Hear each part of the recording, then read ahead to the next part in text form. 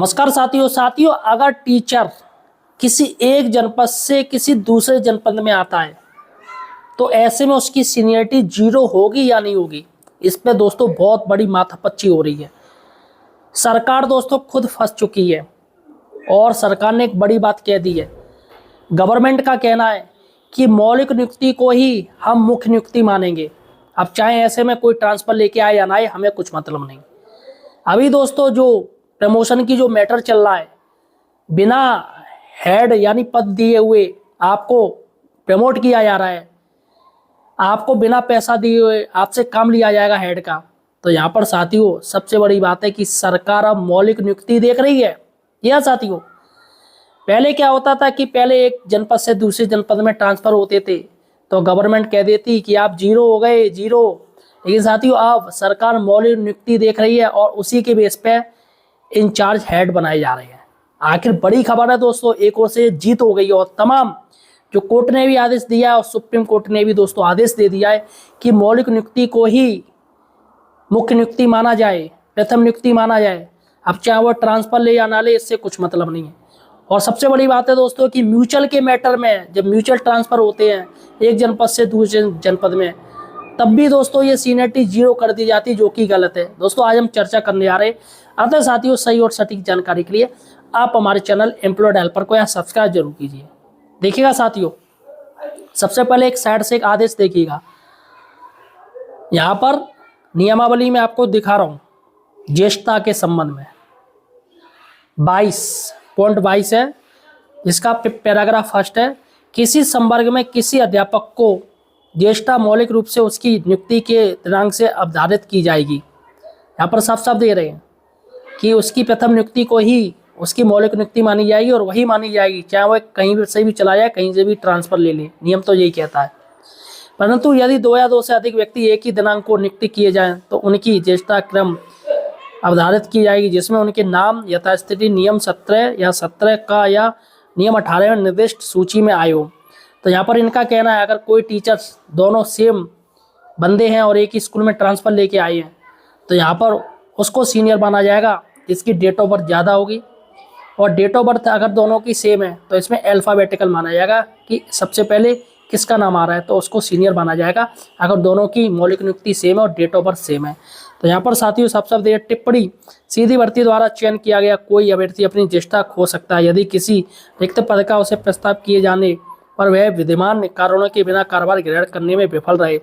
किसी विधिक मामले में कारण विद्यमान या नहीं इसके संबंध में विनिश्चय नियुक्ति पदाधिकारी द्वारा किया जाएगा।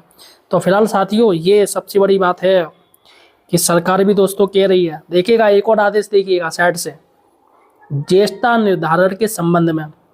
यहाँ पर उच्च न्यायालय ने दोस्तों ध्यान दीजिएगा, हाई कोर्ट और सुप्रीम कोर्ट की तरफ से तमाम ऐसे नियम है दोस्तों जिस पर मौलिक नियुक्ति को ही प्रथम नियुक्ति माना गया है। और ऐसे ऐसे टीचर्स हैं जो ट्रांसफ़र लेके आए हैं, एक जनपद से छोड़ के दूसरे जनपद में आए हैं। यहाँ पर दोस्तों मैं आपको बता रहा हूँ कि कहाँ कौन सा केस हुआ है और जिसमें सुप्रीम कोर्ट ने मौलिक नियुक्ति को ही प्रथम नियुक्ति माना है और उस टीचर को सीनियर माना गया है, भले वह जनपद बदल के आया हो। देखिएगा पहला पॉइंट, मौलिक नियुक्ति चाहे स्थायी पद पर हो अथवा अस्थायी पद पर तिथि से ज्येष्ठता निर्धारित होगी। देखिएगा यहाँ भी साफ साफ कह रहे हैं। यहाँ पर बाकायदा केस भी बता रहे, जीसी गुप्ता बनाम NK पांडे 1988 पैराग्राफ 7 और SLR 706 केशव चंद्र जोशी बनाम भारत संघ 1992 पैराग्राफ 8 और SLR 63/6। तो यहाँ पर ये केस है। दूसरा देखिएगा, नियमानुसार की गई नियुक्ति अर्थात मौलिक नियुक्ति की तिथि से ज्येष्ठता का निर्धारण किया जाएगा। ये कोर्ट का दोस्तों मामला है, कोर्ट कह रही है इस मामले में तदर्थ सेवक की ज्येष्ठता नियमानुसार नियमित चयन के उपरांत नियुक्ति की तिथि से आगृहित की जाएगी। देखिएगा यहाँ सब दे रहे हैं, यानी गुजरात राज्य बनाम CG रेयानी 1995 पैराग्राफ 4 और SLR 636 और श्रीमती अनुराधा मुखर्जी बनाम भारत संघ 1996 पैराग्राफ 2 और SLR 625। तो यहाँ पर देखिएगा दोस्तों। उसका तीसरा देखिएगा केस, जब कोई व्यक्ति किसी पद पर नियमानुसार नियुक्त किया जाए तो उसकी ज्येष्ठता उसकी नियुक्ति तिथि से निर्धारित की जाएगी। देखिएगा यहाँ साफ साफ है, उसके स्थायीकरण की तिथि से नहीं। तो यहाँ पर G संगानिया बनाम A नारायण स्वामी 1995 और SLR 523। तो यहाँ पर ये 2 टीचर्स थे, एक इसी स्कूल में था और दूसरा ट्रांसफ़र लेके आया, एक की नियुक्ति हुई थी पहले, एक की नियुक्ति बाद में हुई, और जबकि जो ट्रांसफ़र लेके आया वो उससे सीनियर था, वो सीनियर था। यही इन दोनों का मैटर चला गया कोर्ट में, क्योंकि राज्य सरकार कह रही थी जो पहले से टीचर कार्यरत है तो यानी स्कूल में है उसे हम सीनियर मानेंगे, और जो ट्रांसफ़र लेके आया है जो सीनियर है वाकई में उसको हम सीनियर नहीं मानेंगे। तो यहाँ पर दोस्तों एक कोर्ट केस गए दोनों, और इसमें जो ट्रांसफ़र लेके टीचर आया जो पहले की नियुक्ति था वो जीत गया। तो यहाँ पर दोस्तों उसका बाद direct recruit class 2 engineering officer association बनाम महाराष्ट्र राज्य 1990 टू ACC 715। तो ये भी दोस्तों केस चला है। उसके बाद चौथा पॉइंट देखिएगा, ज्येष्ठता का आगमन नियुक्ति की तिथि से किया जाएगा। यहाँ पर सब कह रहे हैं पद ग्रहण करने की तिथि से नहीं, यानी कि अगर आपको ज्वाइनिंग लेटर 1 दिसंबर 2025 को मिला है तो ऐसा नहीं कि जो 2 तारीख को ज्वाइन कर ले और कोई 15 तारीख को ज्वाइन करे तो वो सीनियर हो जाएगा 1 तारीख वाला, ऐसा नहीं है। अब क्या है, अब सरकार ने किया है कि 1 से लेकर 15 दिन का समय मिल रहा है, आप कभी भी ज्वाइन कर लीजिए, सीनियर कोई नहीं माना जाएगा। या चाहे वो 1 तारीख को ज्वाइन करें चाहे 15 तारीख को करें, वो दोनों एक ही माने जाएंगे। तो यहाँ पर दोस्तों ये अब सरकार ने किया है, राज्य सरकार ने। देखिएगा ज्येष्ठता का नियुक्ति तिथि से किया जाएगा, पद ग्रहण करने की तिथि से नहीं। यहाँ पर देखिए केस भैराम शर्मा बनाम हरियाणा राज्य विद्युत परिषद 1993। तो ये भी केस है साथियों। उसके बाद है 5वां, ज्येष्ठता निर्धारण के लिए स्थापना अवधि को अग्रहित नहीं किया जाएगा। यहाँ पर दोस्तों इंजीनियरिंग ऑफिसर एसोसिएशन बनाम महाराष्ट्र सरकार। उसके बाद 6वां पॉइंट देखिएगा, जब कई चयन हुए हो तब उसके फलस्वरूप नियुक्त सेवकों की ज्येष्ठता चयन की तिथि से नियत की जाएगी। जो व्यक्ति पूर्ववर्ती चयन के फलस्वरूप नियुक्ति के हो वे पक्षवर्ती चयन के फलस्वरूप नियुक्त व्यक्तियों के ज्येष्ठ होंगे। देखिएगा यहाँ पे साफ कह रहे हैं कि जो टीचर्स पहले या जो कोई भी हो किसी भी विभाग में आकर पहले नियुक्ति किया गया है वही सीनियर माना जाएगा। यहाँ पर भी कह रहे हैं। राजस्थान राज्य बनाम फतेह चंद सोनी, ये देखिएगा यहाँ इनका ये केस है।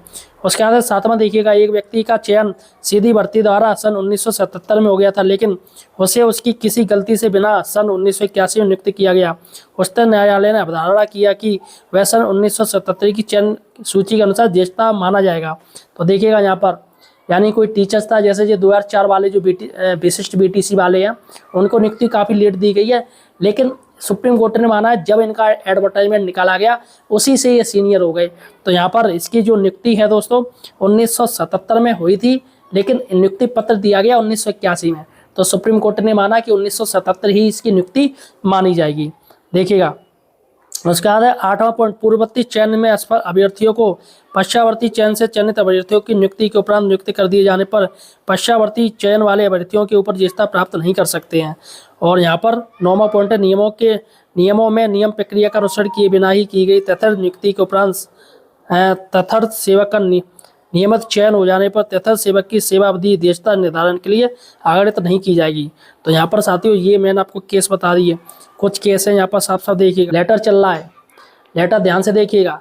कार्यालय जिला बेसिक शिक्षा अधिकारी रामपुर, और ये 27/3/2023 का लेटर है। यहाँ पर साफ दे रहे हैं, उत्तर प्रदेश बेसिक शिक्षा परिषद के अधीन संचालित जूनियर बेसिक विद्यालयों में कार्यरत सहायक शिक्षक शिक्षिकाओं की पदोन्नति के संबंध में। तो पदोन्नति की बात हो रही है। इन्होंने जो मांगी है देखिएगा यहाँ पर क्या मांगा है, यहाँ पर जो मांगा है इन्होंने क्या मांगा है, क्रम संख्या, अध्यापक अध्यापिका का नाम, पदनाम, कार्य विद्यालय का नाम, विकास खंड का नाम, जन्म तिथि, और देखिएगा मौलिक नियुक्ति नियुक्ति पत्र, निगम की तिथि, अंतर जनपदीय आदेश निगम की तिथि, प्रशिक्षित वेतनमान की तिथि और कारोबार की तिथि, नियुक्ति का प्रकार सीधी भर्ती, मृतक आश्रित या चयन का गुणांक। तो यहाँ पर ये जो पॉइंट है मौलिक नियुक्ति तिथि, तो यहाँ पर भी ये भी बेसिक शिक्षा अधिकारी मौलिक नियुक्ति को ही मांग रही है। प्रमोशन में ये बात हो रही है कि मौलिक नियुक्ति तिथि आप बताइएगा अपनी कौन सी है। तो यहाँ पर साथियों देखिएगा यहाँ साफ दिया है, ये पॉइंट पढ़ लीजिएगा कि मौलिक नियुक्ति तिथि का असर सीधी भर्ती के अंतर्गत चयनित शिक्षक ओब्लिक शिक्षिका का निर्गत नियुक्ति आदेश के दिनांक तथा उसके चयन के गुणांक से है। और देखिएगा यहाँ पर साफ दिया है कि उसका जो भी कुछ है यहाँ पर भी मांग रहे हैं। अब दोस्तों देखिएगा, अब हमने गूगल पर ये सर्च किया, क्या कोई टीचर्स अगर ट्रांसफ़र लेके आया या कोई भी गवर्नमेंट एम्प्लॉय ट्रांसफ़र लेके किसी दूसरे जनपद में जा रहा है, क्या उसकी मौलिक नियुक्ति बदल जाएगी या वही रहेगी जो पुरानी है। तो देखिए गूगल पर भी हमने सर्च किया तो उसमें दे रहे उत्तर प्रदेश बेसिक शिक्षा परिषद के नियमों के अनुसार एक जनपद से दूसरे जनपद यानी अंतर जनपदीय स्थानांतरण में जाने पर शिक्षक शिक्षिका की मौलिक नियुक्ति नहीं बदलती है। देखिएगा यहाँ भी साफ कह रहे हैं कि उनकी मौलिक नियुक्ति नहीं बदलती है। मौलिक नियुक्ति का तात्पर्य है उस तिथि और पद से है जिस पर आपने पहली बार विभाग में कार्यभार ग्रहण किया है। तो यहाँ पर मौलिक नियुक्ति वही रहेगी।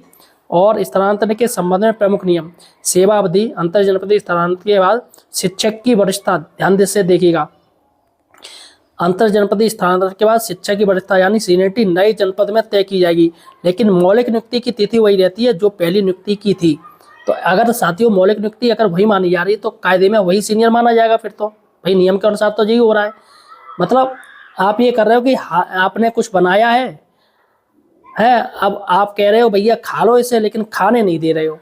तो इसका अर्थ ये है कि सरकार भी मान रही है कि वही टीचर सीनियर है, तो फिर ये सीनियरिटी 0 क्यों की जाती, सबसे बड़ी बात है। और पद की सुरक्षा, सहायक अध्यापक का पद और वेतनमान नए जिले में वही रहता है। जब सब चीज़ वही रहती है, मौलिक नियुक्ति वही रहती है, आपका वेतन वही रहता है, सब कुछ वही रहता है, तो फिर सीनियरिटी में फिर वो 0 क्यों किए जाते हैं, ये सबसे बड़ी बात है। और महिला शिक्षकों का विवाह या अन्य विशेष परिस्थितियों में पति के निवास या कार्यस्थल वाले जनपद में स्थानांतरित होने पर वरिष्ठता के संदर्भ में विशेष नियम हो सकते हैं। और पद का प्रकार, तो ग्रामीण शिक्षक के स्थानांतरण दूसरे जिले में ग्रामीण में ही होगा, उसी तरह शहरी में होगा। तो यहाँ पर दोस्तों संक्षेप में आप जान लीजिए, स्थानांतरण से केवल आपका कार्यस्थल बदलता है, आपकी सेवा रिकॉर्ड में मूल नियुक्ति वही रहती है। और दोस्तों एक केस और आपको मैं बता दूं, ये जो टीचर थे जिनको सुप्रीम कोर्ट के माध्यम से उनको वापस उनके मूल विद्यालय मतलब जनपद में भेजा गया है। यहाँ दोस्तों एमआरसी टीचर्स, एमआरसी तो आप जानते होंगे, अगर नहीं पता है तो आपको पता होगा। एमआरसी जो टीचर्स थे करीब 5,000 उनकी संख्या थी, जिनकी मेरिट ज़्यादा थी उनको दूर दूर जिलों में भेज दिया गया, और जिनकी मेरिट कम थी उनको उसी जिले में दे दिया गया, जिसके खिलाफ वो सुप्रीम कोर्ट गए और सुप्रीम कोर्ट में वो केस जीत गए। तो एमआरसी जो टीचर थे वो 3-3, 4-4 साल बाहर नौकरी कराए, और फिर वो उनको उनके अनुसार जनपद में उनको वापस लिया गया, सुप्रीम कोर्ट के आदेश थे। तो ऐसे में दोस्तों पहले सचिव की तरफ से ये बोला गया कि उनकी सीनियरिटी यहाँ 0 हो जाएगी, लेकिन दोस्तों फिर सचिव ने ये माना कि सीनियरिटी 0 नहीं की जाएगी, सीनियरिटी वही रहेगी, उनकी मौलिक नियुक्ति को ही हम मानेंगे। यानी अगर वो 3 साल वहाँ किसी अन्य जनपद में रह आए हों और वापस अपने जिले में आ गए हों सुप्रीम कोर्ट के आदेश पे, तो हम वही नियुक्ति डेट है वही मानी जाएगी, और ये वाली जो नई ज्वाइन कर रही वो नहीं मानी जाएगी, जबकि सचिव के आदेश पे ही दोस्तों वो लोग आए हैं। तो यहाँ पर दोस्तों काफ़ी ये बात क्लियर हो गई है कि अब जो प्रमोशन हो रहे हैं, सब कुछ हो रहे हैं, वो मौलिक नियुक्ति देखकर ही हो रहे हैं। तो फिलहाल साथियों आपका क्या कहना है मुझे कमेंट सेक्शन में बताइएगा। धन्यवाद साथियों।